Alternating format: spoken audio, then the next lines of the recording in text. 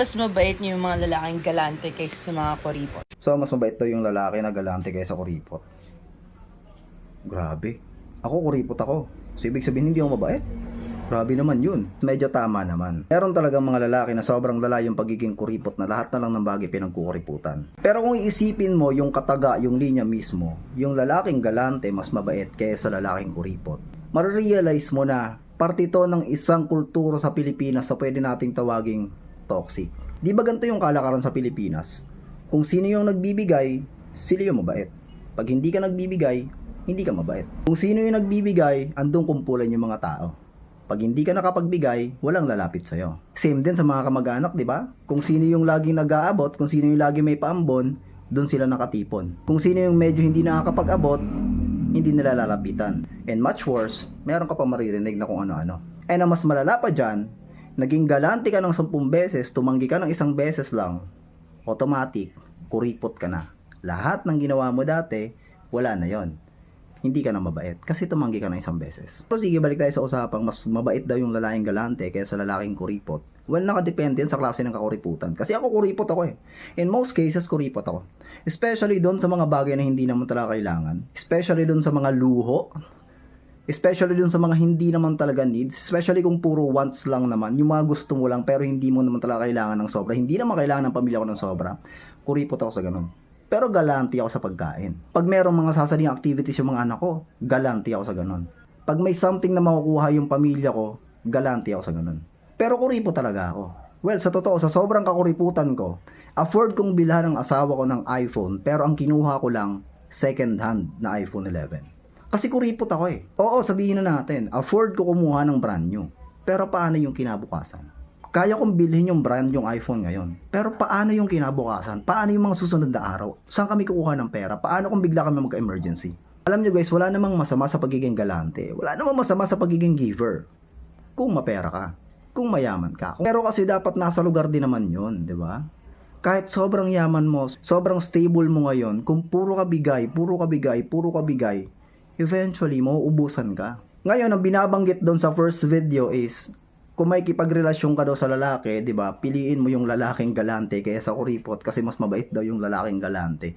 So ganun lang pala yung basehan ng lalaking mabait ngayon. Kung sino yung kayang magbigay, bakit parang nagtutunog sugar ba yung wait. Bakit parang tunog gold ata, 'di ba? Parang ganun yung tunog eh, 'di ba? Kasi ang tingin mo doon sa mga taong mapagbigay, galante, 'di ba? Yung mga lagi nag-aabot, nagreregalo, naggaganto, naggaganyan, sila lang yung mabait. Pero yung mga walang maabot na ganun, hindi na mabait. So paano yon? Kahit pala niloloko ka nung lalaking makuha mo, babaero yung lalaking makuha mo, 'di ba?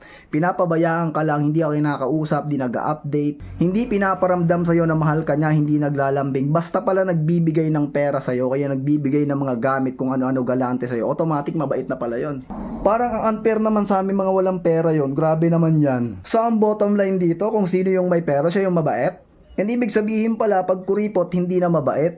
Walang katotohanan. Kuripot ba talaga?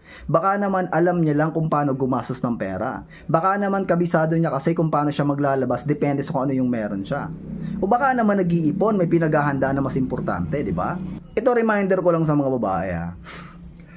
Alam nyo, kami mga lalaki, di ba? Especially pag namimingwet at nandiligaw pa lang kami sa mga babae, di ba? Bigay todo kami lahat eh. Majority sa amin ganun ang ugali. Although may mangilan-ngila na medyo may katigasan nga talaga yung face. Pero syempre, pag namimingwit ka, dapat may pamain ka. And yung mga lalaking galante daw, syempre, may pamain. Ngayon parang ang pangit naman pakinggan na pera lang pala yung pwedeng ipain sa'yo, hindi pagmamahal. Kasi alam ko pag nanliligaw ka, dapat pagmamahal yung pamain mo para mabingwit mo, di ba?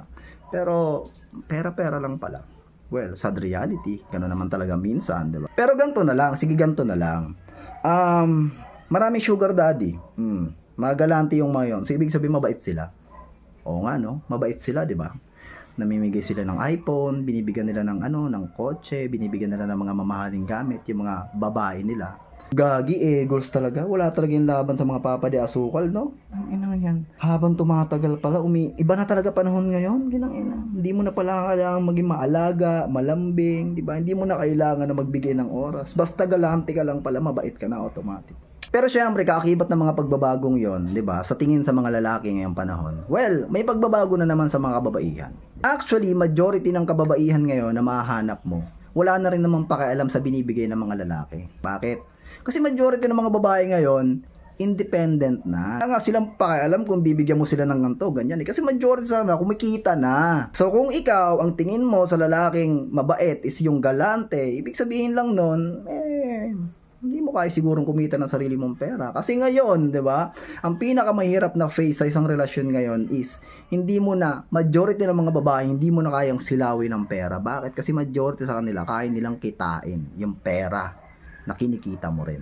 Kaya nga ngayon, mahirap na mag-keep ng relationship, di ba? Kailangan mo talaga mag-effort. Kailangan mo iparamdam yung pagmamahal mo, ibigay yung oras mo. Kasi hindi mo na pwedeng silawin yung babae sa mga kaya mong ibigay. Kasi majority ng babae, kaya na rin kitain yung kayang kitain ng lalaki. So, mabait, galante, kuripot, hindi mabait, okay lang.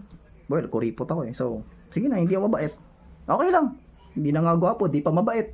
Grabe naman yun.